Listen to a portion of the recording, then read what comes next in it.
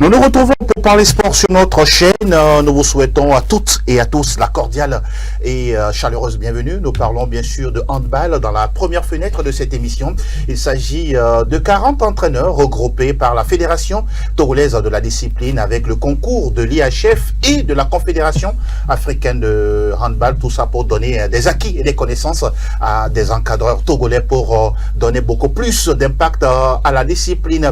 Ce serait pour la première fenêtre. La seconde, nous évoquons le football naturellement avec le 11e épisode de la D1 de football avec diverses fortunes, 5 matchs nuls sur 7. C'est la première fois, on pourra dire que ça arrive et donc voilà, il y a peu de buts marqués. Pourquoi cela? On fait le décryptage, les analyses et les commentaires avec nos invités en studio. Il est bien présent, lui, c'est le capitaine de cette émission. Il a toujours le brassard avec lui. Il a été. Bonjour et merci d'être là. Merci Angelo. Bonjour à nos téléspectateurs qui sont devenus des inconditionnels de cette émission. Bonjour au coach Efiabo qui est mon ami de tous les jours. De tous les jours. Votre ami est là également en face de vous. Kofi Sena Fiabo, bonjour. Bonjour Angelo, bonjour Haïté. Toujours un plaisir de vous retrouver sur ce plateau. Merci beaucoup. Ce formidable plateau d'ailleurs. Merci beaucoup. Avec vos analyses également et puis vos connaissances en matière de football, ce serait vraiment très important pour nous. On n'oublie pas également qu'on évoquera l'actualité des éperviers dames qui vont jouer un match, important, on pourra dire pour débuter face au Djibouti en aller-retour. Tout ça à Lomé. Voilà, c'est ça. Voilà, c'est la réalité justement du foot féminin. On en parle dans quelques petites minutes. Le générique est derrière, on parle de handball.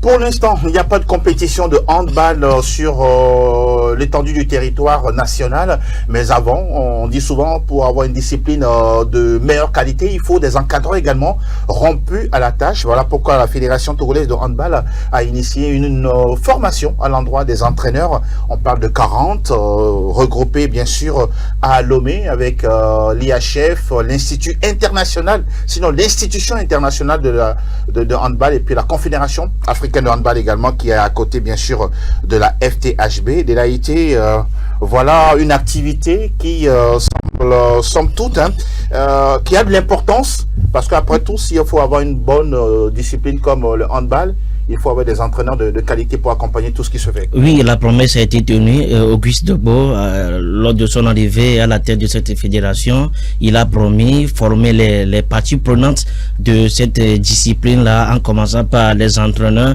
Et voilà, il a joint l'acte à la parole. 40 entraîneurs sont partis à l'école pour renouveler leur acquis, leurs changements qui sont intervenus dans la pratique du handball. Et voilà, c'est à point nommé qu'il y a un expert, docteur Nala Boudina, l'expert tunisienne qui est arrivé à Lomé pour former ces quarantaines entraîneurs, histoire de renforcer leur capacité. La formation est assez sur 3 thèmes ou bien 3 modules: la théorie, la pratique et la pédagogie. Donc au cours de ces jours, les entraîneurs sortiront grandis, sortiront avec de nouvelles approches, ce qui va leur permettre de bien pratiquer ou bien enseigner la discipline aux athlètes au Togo. Voilà ce qui s'est passé au cours de cette semaine au niveau du handball. On rappelle que la cérémonie de clôture aura lieu samedi, si tout va bien. On aura bien sûr les organisateurs, sinon les membres du comité exécutif de la Fédération togolaise de handball pour faire le bilan de tout ce qui s'est passé, même si possible, même des entraîneurs en plateau pour parler justement des acquis. Je me tourne justement vers un entraîneur, lui il est beaucoup plus football, mais l'entraîneurat reste toujours l'actualité. Voilà, des entraîneurs, à défaut d'avoir une compétition où les enfants s'exercent, il y a quand même du travail, théorie, pratique, pédagogie. Comment vous voyez tout ça? Non, ceci c'est un prélude du championnat à venir. Il faut former des encadreurs qui doivent former les joueurs. Si on veut avoir un niveau donné de cette fédération-là, il faut forcément passer par la formation des encadreurs. Et lorsque je vois un peu le thème de cette formation qui sera axé sur le speed, comme l'a dit Madame la Tunisienne, je pense que ça va beaucoup aider ces entraîneurs-là qui seront en formation, qui sont déjà plutôt en formation. Oui, ils ont commencé depuis lundi. Depuis lundi. Et de l'autre côté également, il faut noter que lorsque la Fédération internationale intervient, c'est pour permettre à ce que ces encadreurs-là puissent relever le niveau de leurs joueurs, oui, pour pouvoir participer à des compétitions, des Jeux olympiques, etc. Donc je pense que grâce à cette formation, les entraîneurs sortiront gagnants. Vous êtes entraîneur de football, mais en même temps, on va essayer d'élargir un peu le chapeau. Quand un entraîneur a souvent ce genre de stage, comment est-ce qu'il perçoit ça? Content, il se dit, tiens, il faut que je profite du moment pour apprendre beaucoup de choses? C'est toujours un sentiment de joie. Et parce que les formations antérieures qu'on a faites sont pas, je dirais pas caduques, oui, mais sont des formations qui sont déjà passées, basées sur également des réalités du moment. Exact. Maintenant, aujourd'hui, une autre formation sera basée sur les réalités du moment et chaque formation, oui, permet à ce qu'on puisse avoir un regard vers l'avant. Tout à fait. Donc, je pense que toute formation, quoi qu'il en soit dans notre domaine sportif, on doit l'accueillir à bras ouverts parce que c'est en cela, oui, qu'on peut grandir. Sans formation, sans stage, je ne vois pas quelqu'un grandir. Même toi-même, tu peux prendre les livres, lire, oui, mais sans qu'on ne t'explique les rouages ou bien les béabas des choses, tu peux avoir la connaissance, mais pas en profondeur. Donc, ces formations permettent d'approfondir, oui, nos connaissances. Coach, est-ce qu'il vous arrive vous-même de sortir de l'argent de la poche pour vous former? Ou bien vous attendez toujours la fédération ou bien les clubs? Vous savez, c'est du ressort de la fédération d'organiser, oui, ces formations. Maintenant, quitte aux entraîneurs maintenant de sortir de l'argent de leur poche pour payer ces formations. Et ceux qui ont les masters, etc., oui, c'est pas l'État qui paie leur master. Non, pas du tout. C'est vous-même qui payez. Donc, mais il faut qu'il y ait un examen ou bien une formation, ou bien une école, oui, pour que vous alliez et à la fin qu'on puisse vous évaluer. Maintenant, pour l'évaluation, c'est vous qui payez. Exactement. Pour pouvoir avoir le diplôme. Pour avoir le niveau. Voilà. Et gagner derrière. Forcément. Forcément. Dès là, pour toujours parler de cette formation, mine de rien, on parle de 40, il pouvait en avoir plus. Mais bon, visiblement, peut-être que c'est une question également de budget, puis de profil. De profil et de moyens aussi, parce que cette formation nécessite beaucoup de moyens, d'argent, héberger ou bien ces entraîneurs-là, les nourrir, et déplacements et autres. Et puis, donc, je crois que c'est une partie remise, oui, pour cette formation-là. Il va organiser encore d'autres formations pour d'autres entraîneurs. Peut-être que ce sont des élites. Oui. Il y a des jeunes entraîneurs. On parle de licence D. Oui. Donc il y a d'autres qui sont déjà qui sont dans l'antichambre, qui vont venir, ils vont former. Donc on va les féliciter, oui, pour ce projet-là et vivement que la fédération ait des moyens nécessaires pour continuer la formation. Le nombre 40 Oui, le nombre 40, je pense que c'est dans des formations souvent, oui, internationales. D'accord. Et c'est toujours le nombre qui est le quota. Le quota. Pour éviter qu'il y ait beaucoup de personnes qu'on ne peut pas maîtriser. Exact. Mais maintenant, au niveau du football, c'est arrivé jusqu'à 25. Au niveau de la licence A et de la licence B. Mais le quota, c'est 40 pour pouvoir maîtriser le groupe. Au-delà de 40, oui, c'est un peu... il y a un peu de désordre. Il y a certains qui ne se mettent pas pratiquement en travail. Oui. Donc, je pense que c'est le quota normal, voilà, qu'ils ont pris. Du sérieux. C'est tout ce qu'on souhaite, en tout cas, et en même temps de la réussite à la Fédération togolaise de handball. On fera tout pour que samedi ou à Uten, on puisse les avoir sur ce plateau pour décortiquer tout ce qui a été fait et voir le Togo également participer de nouveau à des compétitions de petites catégories en allant également crescendo vers les seniors.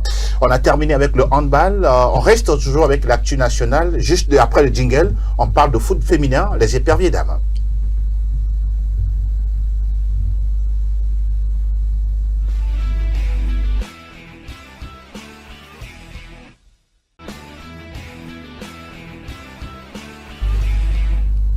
L'actualité, oui, si on en parle, il s'agit bien de cette première confrontation entre Djibouti et le Togo. Ne soyez pas surpris, nous parlons de football féminin, puisque les éliminatoires de la CAN 2026 version dame va démarrer bien sûr cette semaine sur le continent. Et le Togo déjà joue ce vendredi au stade de Kégué. Attention, c'est Djibouti qui reçoit le Togo chez nous, et après on recevra Djibouti également chez nous, parce que le Djibouti n'a pas de stade homologué justement pour ces genres de compétitions. Et le Togo, pays hospitalier, on pourra le dire ici, mais on va pas être le Togo ne va pas être quand même comment dit-on, amical avec Djibouti, parce que là, c'est une manche allée qu'il faut bien négocier pour Tometi Kayi et ses joueuses. Oui, c'est la seconde fois que ce scénario, exactement. Se présente au Togo. Djibouti était encore à Lomé l'année écoulée. Pour les éliminatoires de la CAN 2024, Djibouti a reçu le Togo ici au stade de Kégué. Le Togo aussi a reçu Djibouti au stade de Kégué. Maintenant, cette fois-ci, le Togo, c'est Djibouti qui va recevoir le Togo vendredi. Mais il faut dire qu'il n'y a pas match. Il n'y a pas match parce que Djibouti, il y a Djibouti. Vous pensez que Djibouti n'a pas progressé? Djibouti n'a pas progressé parce que c'est une équipe qui est en reconstruction depuis des années. Si vous allez à Djibouti aujourd'hui, l'équipe féminine s'est confrontée à un problème culturel et structurel. Pourquoi je dis ça? Parce que les parents ont refusé à leurs filles de venir pratiquer le football. Ça se passe aussi là-bas? Oui. Maintenant, c'est la fédération qui est pas le concours des médias qui sensibilise maintenant les parents pour qu'ils laissent leurs enfants venir s'entraîner.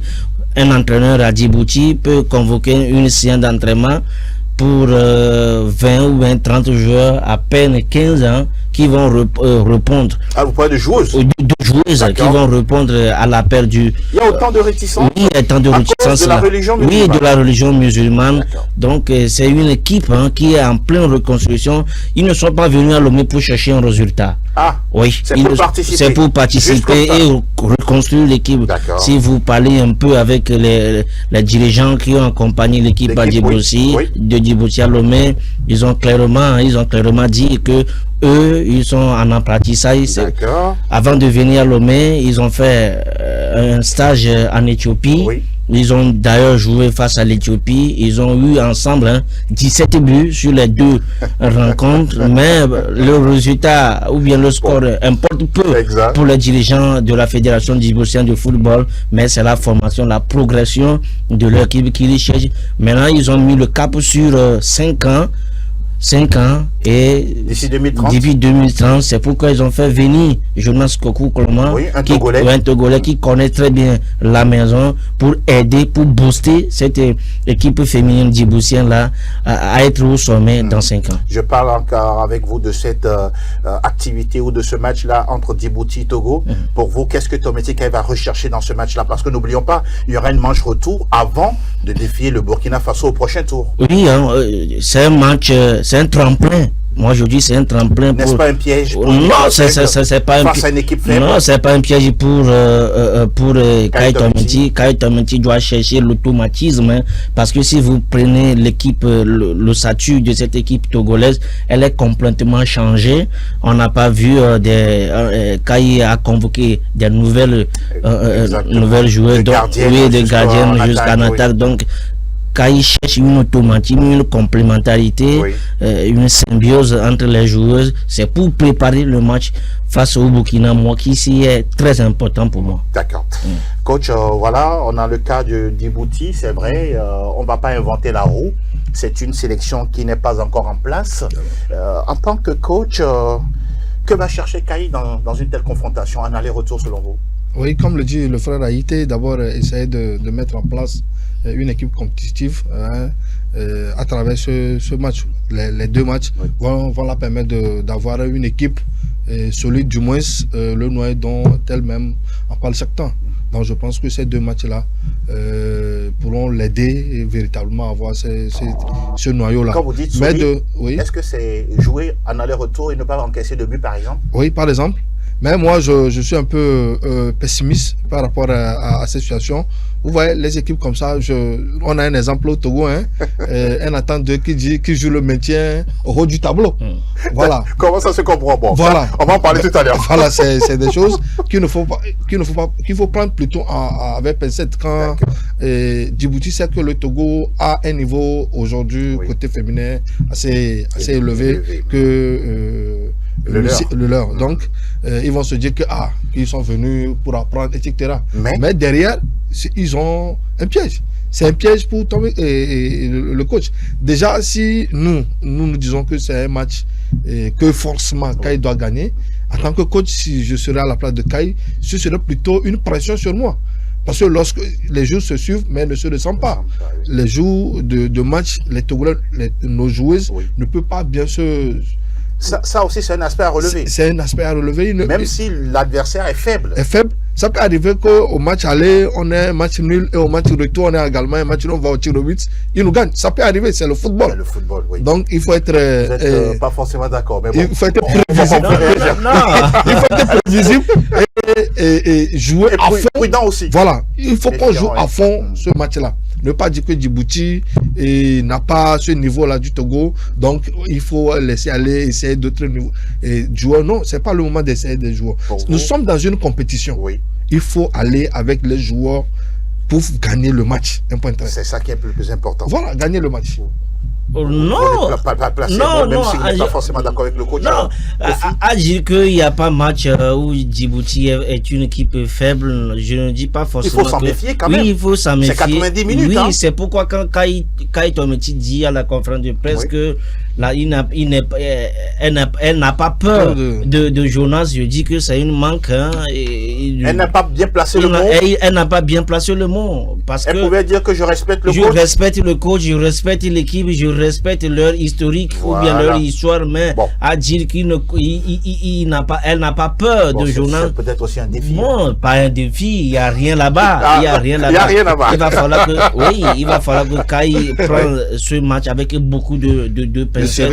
Oui, pincettes, parce qu'on a déjà l'histoire que. Bon, en 2023, on les a dominés 9-0, non? Donc, maintenant, c'est une formalité, mais attention, c'est un match de football. Oui. La surprise peut être passée par là. Tout est possible. Quand on parle de football, rien n'est acquis d'avance, quelle que soit justement la qualité de votre effectif. On rappelle que oui, le match Djibouti-Togo, c'est ce vendredi, sous les coups de 16h au stade de Kégué. On va écouter, si tout va bien au niveau de la technique, Kai Tometi, qui était en conférence de presse samedi dernier, bien sûr, dans les locaux du stade de Kégué, justement, avant ce match. Nous l'écoutons et nous revenons pour la conclusion. La sélection au niveau de l'équipe nationale est constituée des meilleures joueuses du moment. Amé n'a pas fait une bonne saison avec Amis du Monde. C'est ce qui fait qu'elle n'a pas été convoquée. Les 3 meilleures gardiennes qu'on a eues sur le championnat, ce sont elles qui sont convoquées pour le match contre Djibouti. Nous avons fait déjà un stage avec les joueuses locales. On a dégagé 12, on a pris 12 des 32.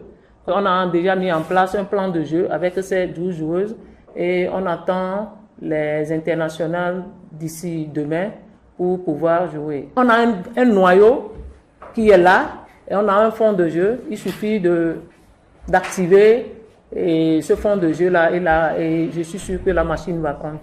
Elle est dans un processus de contrat professionnel. Et son équipe l'a empêché de répondre à nos convocations. Sinon, Kanda a été convoquée, mais c'est au dernier moment qu'elle a décliné et on l'a remplacée. Il y a une porte entrée et il y a une porte de retour.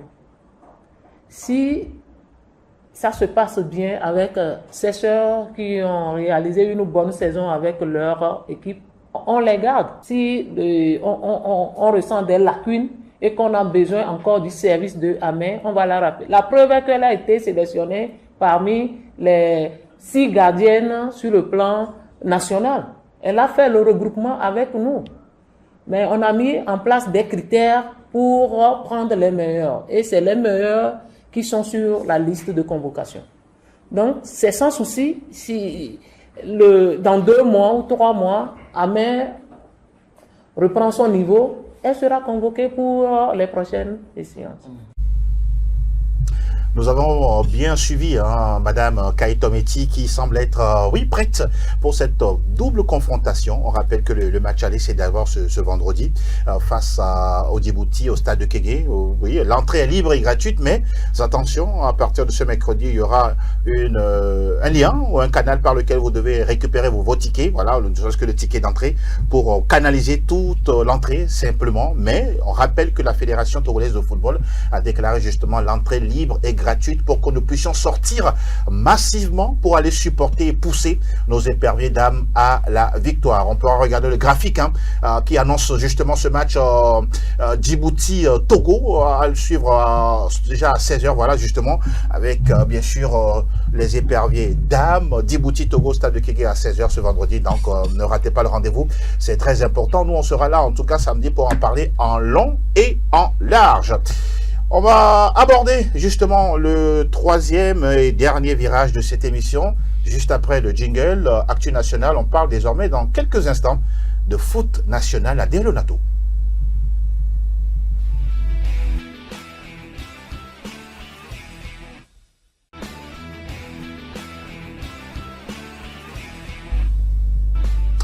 Les pensionnaires de la D1 étaient au rendez-vous, bien sûr, du 11e acte du championnat, avec diverses fortunes, justement, de cette 11e journée. La principale information, sinon la toute première qu'on va essayer de décrypter, c'est que l'Entente 2, messieurs, retrouve justement le fauteuil de leader, même si l'Entente 2 a fait un match nul la dernière fois. On l'avait perdu cette tête-là, on la retrouve. Ça veut dire que ce championnat-là, franchement... rien n'est acquis pour qui que ce soit. C'est peut-être la première fois qu'Entente 2 garde la tête du classement après être détrôné. Oui. Parce que après le match face à Goulossou, Entente 2 a retrouvé le fauteuil, et même si elle a concédé un match nul face à ACK le samedi dernier, elle garde toujours le fauteuil de leader. Maintenant, revenons sur le terrain, c'est un match qui a été âprement disputé. Déjà les premières 45 minutes, c'est la ACK qui a eu le contrôle de la balle. Il a poussé cette formation de l'Entente 2 à se recroqueviller dans leur base. Mais on connaît le jeu de la ACK. Oui, le jeu au sol, beaucoup en mouvement. Qui met la pression sur l'adversaire, mais ils ont concédé l'ouverture, le but à la 34e minute sur une remontée de Richard Nané qui a servi sur... Nané aussi c'est sénégalais. Oui, vous allez prononcer en sénégalais. Un plateau d'or à Koro Bidal qui a tout simplement fusillé le portier. Bon, c'est son habitude. C'est son habitude. Oui, c'est un playmaker. Et puis derrière, Entente 2 a poussé. Mais il faut dire que mieux étaient les interventions de ce gardien-là, Ekwe, Dieudonné Kankwe, le nouveau joyau de l'Entente 2. Non, de la SK, le portier de la SK qui a sauvé tout simplement les meubles. Sinon, Entente 2 pourrait revenir au score, corser l'addition, même 3-4 buts, personne ne crierait scandale. Donc c'est lui qui a sauvé la tête de la SK. Oui, ce portier-là, Ekwe, Dieudonné Kankwe, il faut retenir ce nom. On va retenir ce nom.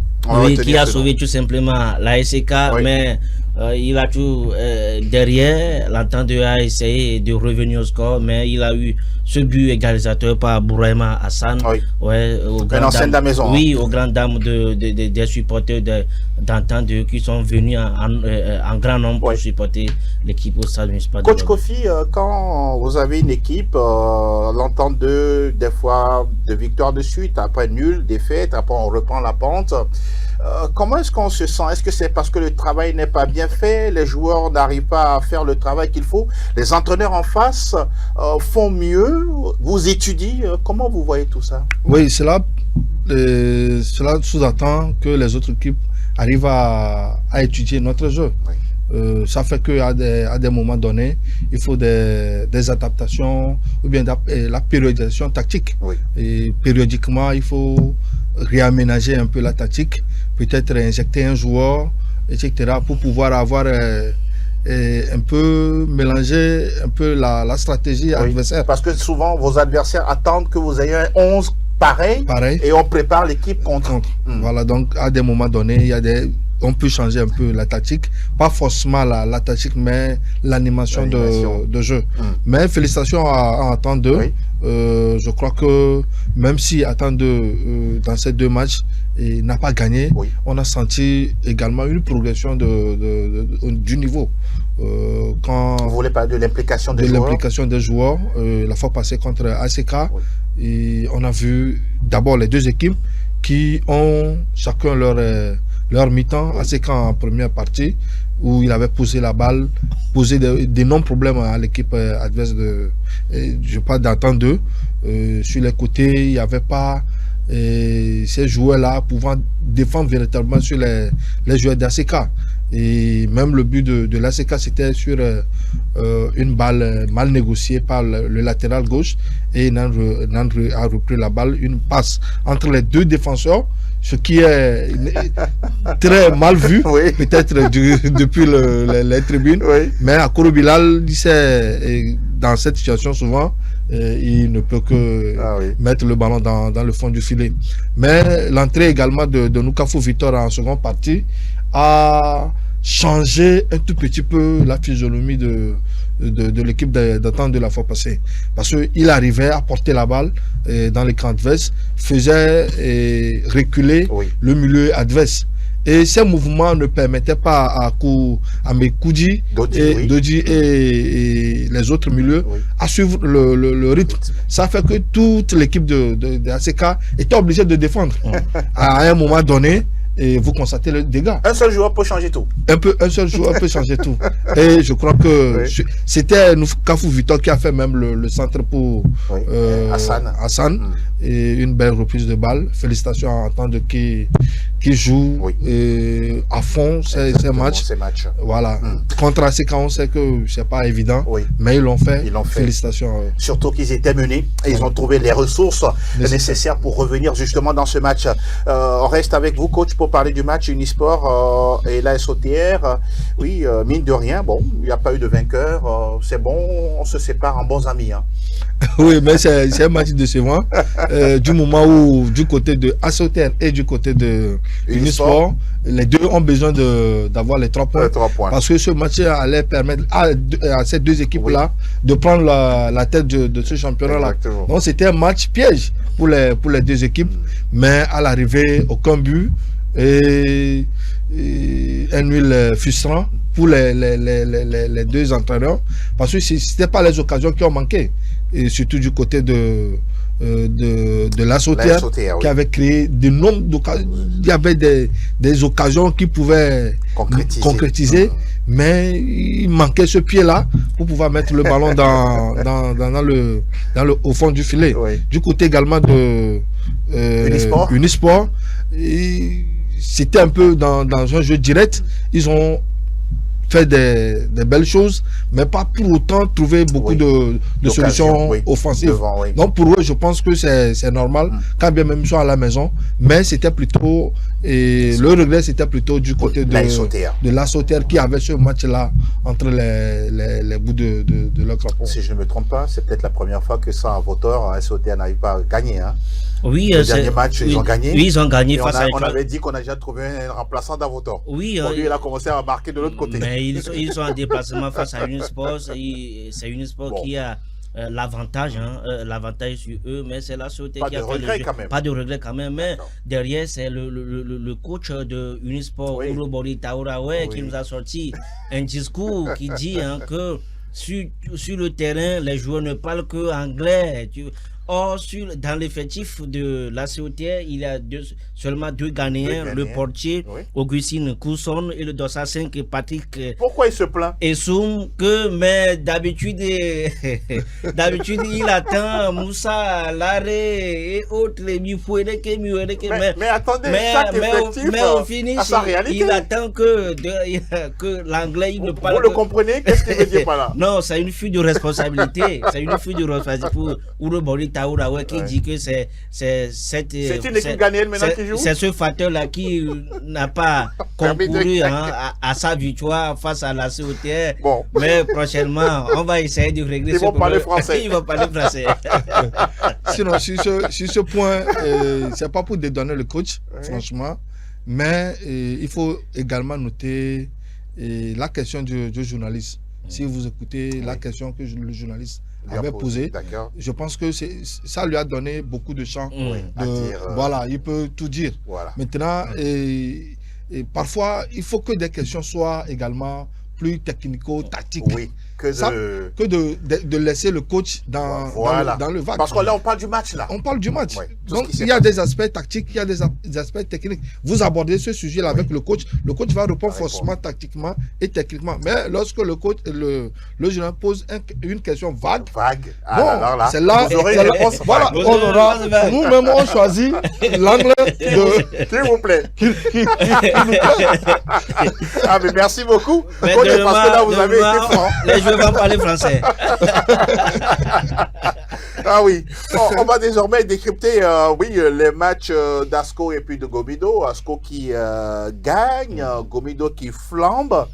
Oui, voilà ce qu'on retient pour cette 11e journée. Oui, Asco qui a été battu par le CDF Akno, oui, mais qui a l'obligation de réagir, de se relancer, et elle a fait de la belle manière face à cette équipe de Barracuda qui a posé beaucoup de problèmes à cette formation d'Asco de Kara. La victoire n'est pas tout aisée pour le foot est cruel, oui, pour Asco de Kara. Il a suffi un but de Coco Aziadouvan, l'ancien joueur d'Espoir CDJ, pour battre cette équipe de Barracuda qui repart de Kara avec beaucoup de regrets parce qu'ils ont eu une pléthore d'occasions que Yéré Justin, Larry Kanfitim et autres pourraient mettre dans les filets pour battre cette équipe d'Asco. Mais bon, c'est le monde de football ici, c'est le championnat, ce n'est qu'une partie remise. On parle de Gomido qui passe 4 buts à Doumbé. Oui, je surpris voyais, ou pas surpris? Non, je voyais ça venir parce que si vous prenez cette équipe de Hassan Traoré de Doumbé, c'est une équipe qui est fatiguée. Dit, elle est toujours en difficulté. Oui, et Moussé qui sont en difficulté. Le poids du voyage est sur les joueurs. Les joueurs n'arrivent pas à retrouver leur automatisme. Ce n'est pas le football que Doumbé a produit dès le début de ce championnat face à Gomido qui est entrepreneur, qui veut des points, absolument, qui est à l'affût des points, a tout simplement saisi 16 occasions, 4 buts. Il faut rappeler aussi que Doumbé aussi a raté un penalty, sinon le score pourrait être à 4 buts à 2. Mais derrière, il y a un problème d'arbitrage qui a taché tout simplement la rencontre. De quel côté? Oui, selon les dirigeants de Gomido, il y a un penalty que devait siffler l'arbitre de la partie. Mais l'arbitre n'a pas tout simplement sifflé et il estime que à côté de l'action, il y a l'arbitre international Jonathan Aroto qui n'a pas bougé, qui était à la dernière CAN. Oui, qui n'a pas branché. C'est ce qui a fait le tollé sur les réseaux sociaux. Mais quand même, Gomido a gagné 4 buts à 1. Gomido a gagné 4 buts à 1, mais dans les interventions... On leur a volé un but. Oui, on leur a volé un but, mais aussi, il faut écouter aussi les propos de Jean-Paul Abalo qui a aussi fustigé l'arbitrage. Mais je me dis, il va falloir à un moment, protéger aussi les arbitres parce qu'ils sont des humains. L'erreur est humaine, mais... Quand les arbitres font du beau travail, pourquoi on ne les félicite pas? Non, mais on les attend souvent. On les attend souvent en disant qu'ils faussent les résultats. Dans le tournant, pour les lancer des mots, je crois qu'il va falloir qu'on protège aussi les arbitres. On aura en tout cas, d'ici la fin de la phase aller, monsieur Diaopé qui est nommé à la tête, bien sûr, de ce département. Par la Fédération togolaise de football. On espère simplement qu'il sera là pour décrypter encore beaucoup plus le travail des arbitres, leurs responsabilités dans l'issue des matchs. Gomido qui retrouve de la forme face à une équipe. C'est ça, quand vous êtes à la tête d'un club face, entre guillemets, à une équipe plus ou moins faible, il faut marquer des buts pour marquer son territoire? Forcément, parce que si vous allez vous perdre ces genres de matchs, derrière, vous attendez votre licenciement.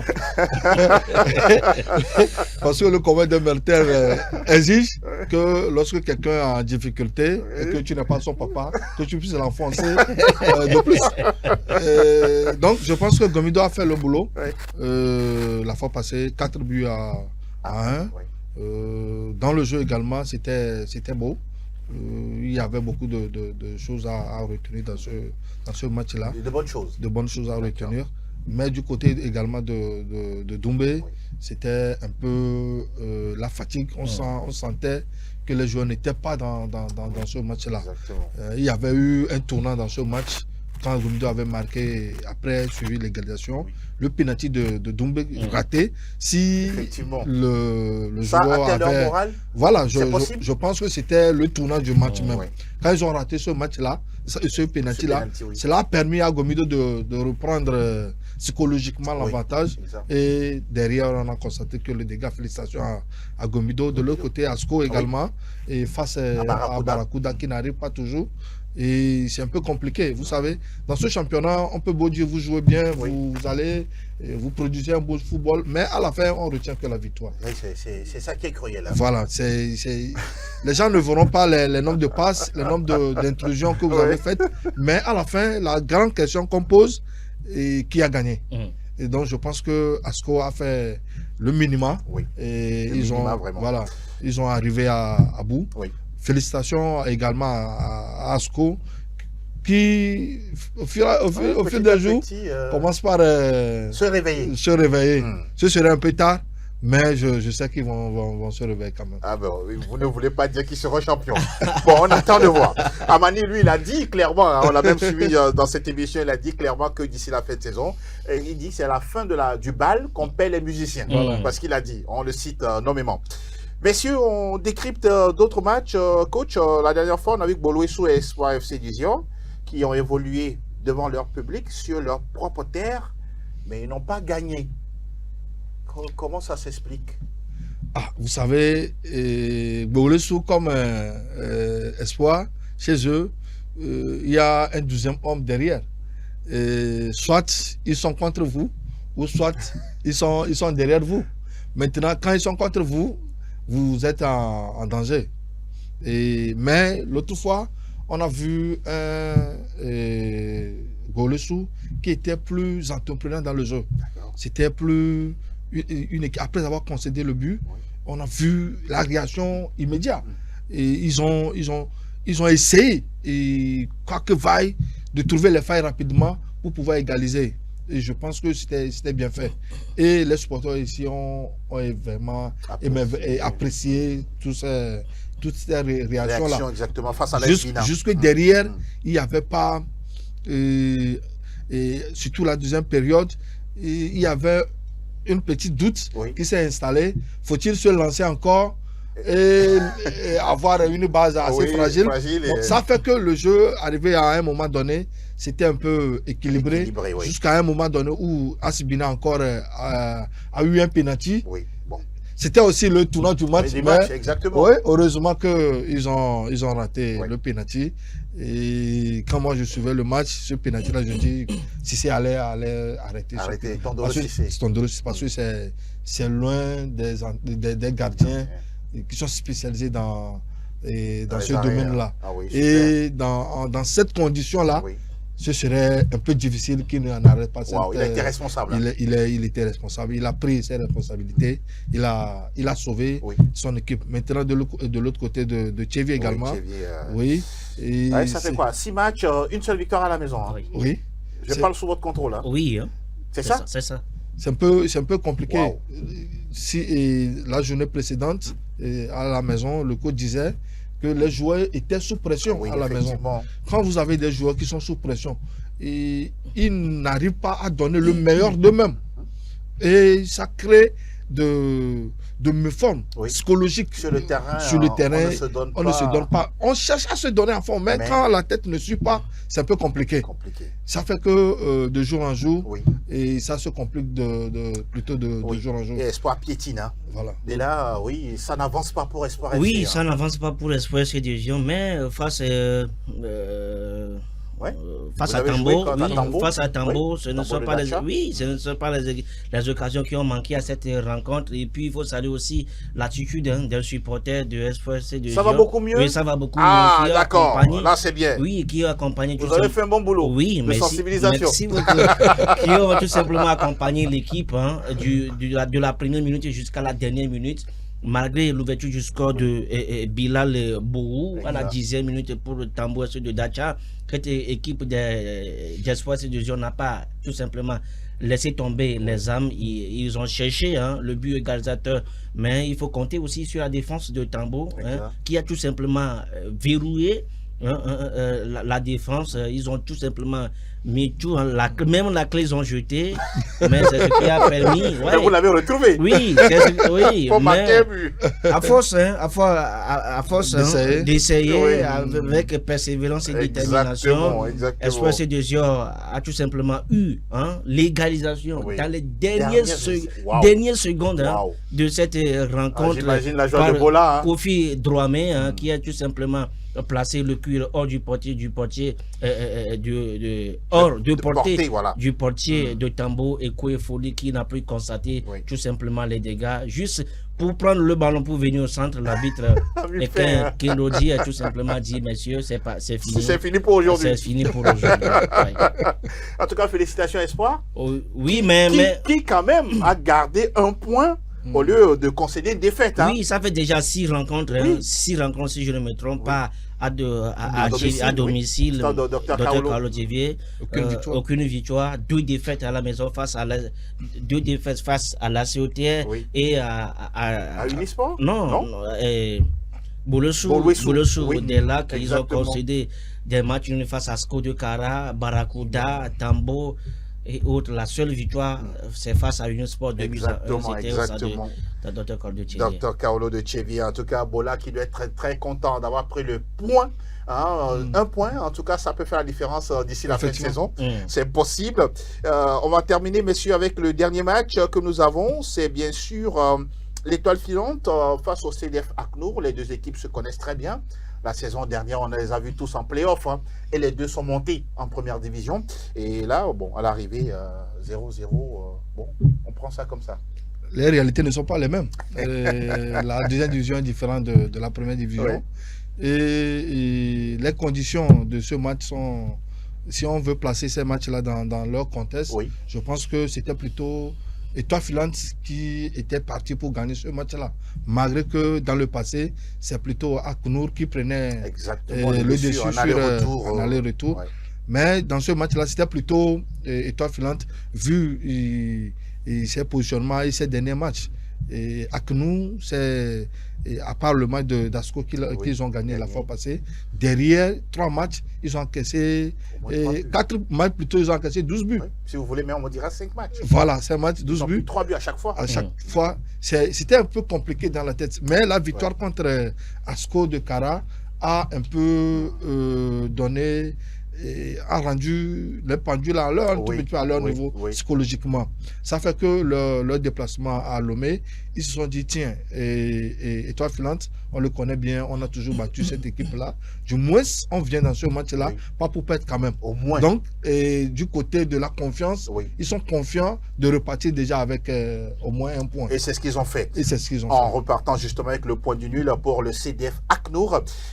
Cette équipe de l'Étoile Filante, l'info est tombée en début de semaine, comme quoi Papo Koumi va être remplacé par un certain Ekwe Samuel Gallet, qu'on connaît très bien, qui est déjà passé par la SOTR et qui serait là pour prendre l'équipe, terminer la première phase, revenir, puisqu'il réside en Europe, avec son diplôme de l'UEFA Pro, revenir pour la seconde phase et permettre à l'Étoile Filante de remonter au classement. Vous accueillez l'info comment? Il n'y a que du salade au niveau au niveau de vous pensez que c'est de la salade? C'est de la salade au niveau de on veut du mieux, on veut du mieux à l'Étoile Filante.